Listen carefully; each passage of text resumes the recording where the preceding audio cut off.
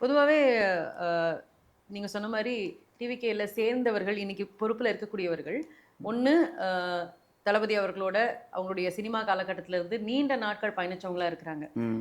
இல்ல அந்தந்த தொகுதியில அவங்க எந்த அளவுக்கு சமூக சேவை செஞ்சிருக்காங்க, ம். அவங்களுக்கு எந்த அளவுக்கு மக்கள் கிட்ட செல்வாக்கு இருக்கு, அல்லது மக்களுக்கு அவங்கள பிடிக்குதுங்கிறத பொறுத்து, அவங்கள வந்து கேண்டிடேட்டா செலக்ட் பண்ணாங்க. அவங்களுக்கு பொறுப்பு குடுக்கப்பட்டது. இப்ப ஆமாங்க. ஸ்ரீவைகுண்டம் பகுதிய பொறுத்தவரைக்கும் கிட்டத்தட்ட நீங்க ஒரு 10, 15 வருடங்களாகவே சமூக சேவை அப்படிங்கிறதுல அன்னை விஜி சரவணன் அப்படிங்கிறவங்கள எல்லாருக்குமே தெரியும். உங்கள மக்களுக்கு தெரியும். ம். எப்படி நீங்க டிவிகே அப்படின்ற அந்த ஒரு அந்த ஒரு பிராண்டுக்குள்ள, அந்த பார்ட்டிக்குள்ள நீங்க நுழைஞ்சீங்க?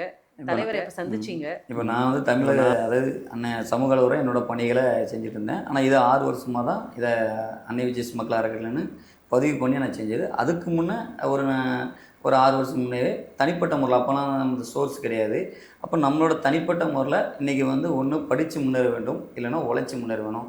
தப்பான பாதை யாரும் போகக்கூடாதுன்னு அதுக்கு தனிப்பட்ட முறையில தூத்துக்குடி மாவட்டம் மட்டும் இல்ல, டோட்டல் தமிழ்நாட்டிலே சட்டத்துக்கு புறம்பான தொழில் விழிப்புணர்வு வீடியோக்கள நான் மட்டும் தான் பதிவு பண்ணியிருக்கேன். ஏன்னா ஸ்டார்ட்டிங்லேருந்தே ஏன்னா 2 விஷயம் தான் இன்றைக்கி வளர்ச்சிக்கான ஒரு பணி. இப்போ ஒண்ணு படிச்சு முன்னேறிடலாம், மிஸ் ஆயிட்டாங்கன்னா கஷ்டப்பட்டு உழைச்சு முன்னேறிடலாம். ஆனா 3ஆம் பாதைய தான் பல பேர் தவறா பயன்படுத்துற சூழ்நிலையை உருவாக்குறாங்க. அது வறுமையினோட நிலைய கண்டு. ஏன்னா இன்னைக்கு 100 பேர் இருக்காங்கன்னா, அதில 10 பேர் ஒரு தவறு கொழுப்படுத்தோ, இல்ல ஒரு கவனக்குறைவோ நடக்க வாய்ப்பு இருக்கு. ஆனா வந்து 90% வறுமையே தான் இருக்கு. அப்ப அந்த வறுமைய வீழ்த்தணும்னு சொல்லி தான் ஏன்னா நான் ஒரு அறக்கட்டளைல இருக்கும்போது என்ட்ட யார் உதவி கேட்பா? வறுமையில உள்ளவங்க தான் உதவி கேட்பாங்க. அப்ப அத கான்சென்ஸ் பண்ணி தான் நான் உள்ள வந்தேன். அப்போ அஞ்சலி அம்மாவ வந்து கொள்கை தலைவரா ஏத்தும்போது எனக்கு அது ஒரு ரொம்ப பிடிச்சது. ஏன்னா அது வந்து ஒரு சமூக ஆர்வலர், நானும் ஒரு சமூக ஆர்வலர். அதன் ஈர்ப்பால நான் வேற தமிழக ஜனநாயக மக்கள் கழகம்னு ஒரு கட்சிய தனியா பதிவு பண்ணேன். ம். அத நான் பண்ணியிருந்தேன். கட்சி பண்ணி தான் நான் ஒரு அறக்கட்டளைலேருந்து அந்த ஒரு இயக்கமா மாறி அந்த கட்சிய நான் பதிவு பண்ணி நான் அத செயல்பட இருந்தேன்.